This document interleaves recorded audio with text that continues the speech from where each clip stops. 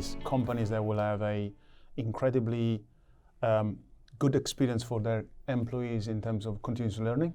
That would be, so I call that kind of omni-directional kind of learning. So you find yourself in an environment every time you do something, and they will get pill of learning, because the digital native don't learn synchronously. You can't put them in a classroom. So definitely the learning bit for your employees, and back to Elena's point, from a customer experience point of view, the hierarchies of our company are not conducive of good customer journeys. So that bit of hierarchy will need to go. So literally you will have the vertical pillars of risk, retail, whatever you have, then they have to flex and to basically lean on the customer journeys, and you start to think about a person will look after the consumer for this thing. So in doing that, you will need to be more open.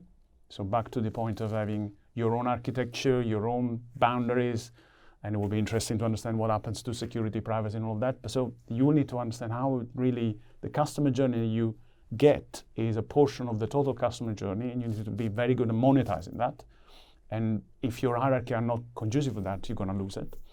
And last but not least, each one of us will need to deal with, we touched on it, what is the emerging data sovereignty that every regulator in the world is trying to provide to citizens, because there is an imbalance between the power of AI and machine learning, whatever robotic science can do in a big corporation or small corporation, and what the citizen has got at their hands. So that data sovereignty bit will be possibly the only factor that will allow us to survive in this Wild West, because once you put back really, maybe I'm a data socialist, but once you put back really in the hands of citizens the ability to say, I'll give it to you, Mr. Google, because I know what you do with that, I can see it, and one day if I don't want you to use it anymore, I'll switch it off from here.